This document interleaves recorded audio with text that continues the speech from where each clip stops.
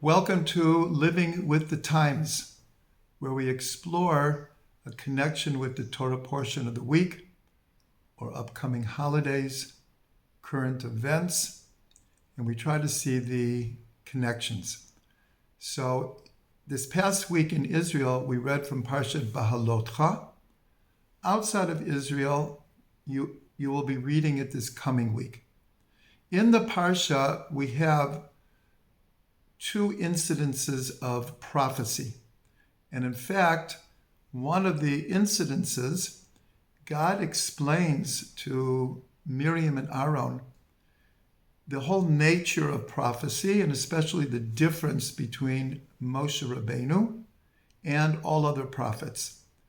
And the Torah explains that all the other prophets will receive their prophecy through visions and dreams, whereas Moshe was what's called peh el peh, mouth to mouth, or panim el panim, face to face. So here we see the importance of dreams as a medium, as a vehicle for prophecy. In the book of Genesis, there are actually 10 dreams, and they all are prophetic dreams. So what is the cultural event that happened this week? So Paul Simon, famous performer and musician for decades, released a new recording called 7 Psalms. And I have to admit, I have not heard it yet, but I read articles about it. It's making a big stir. And he made a video where he explains how he came to make this recording. And he says that one night he had a dream. And in the dream, he heard a voice saying, "You are now working on a piece called 7 Psalms." And he woke up. He wasn't working on a musical piece called 7 Psalms, but he understood it was some kind of heavenly message. And then what happened afterwards, he began waking up between 3:30 and 5 o'clock in the morning, not on purpose, but he would wake up with lyrics in his mind. And that whole experience led him to make this recording called 7 Psalms. From all accounts, it's like a totally new adventure, musical adventure for Paul Simon. So here, it's just quite amazing that in the same week where the Torah talks about how dreams are a vehicle for prophecy. So here I want to clarify something. The age of the prophets ended long ago. And official prophecy ended long ago. But the Ramchal explains in his classic book, Derech Hashem, that prophetic experience never ended. Sometimes we, in our language today, call it spiritual experiences or mystical experiences. Divine inspiration, Ruach HaKodesh. Well, that never ended.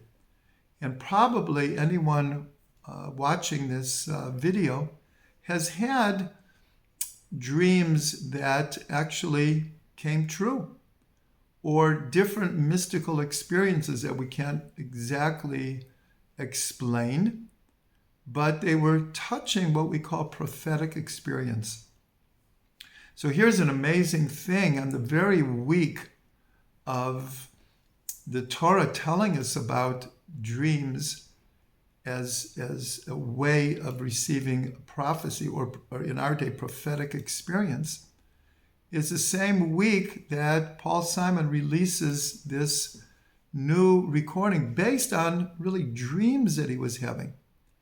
So along with that, we could learn that what the sages explain, and it's in the Tanakh, in the Bible, that music itself is a way of achieving prophetic experience.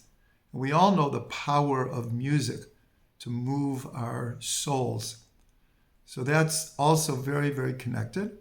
And I should mention that there's another angle here that we could explore, and that is Paul Simon, of course, is Jewish. So is Art Garfunkel. But in their music over decades, and they had tremendous influence, they did not use biblical references hardly at all. Whereas two other famous Jewish musicians, Bob Dylan and Leonard Cohen, their music for decades has been full of biblical references. And it's very clear that both of them had deep connections to Jewish concepts and ideas. But here we see Paul Simon, and I didn't mention this, that the idea of 7 Psalms, the whole recording is, in his own words, is his struggle with connecting to God, to understand and understanding who God is and what his connection is and where his faith is. And this whole recording is so Jewish in that way. What could be more Jewish than trying to understand our connection to God? So this is an amazing living with the times.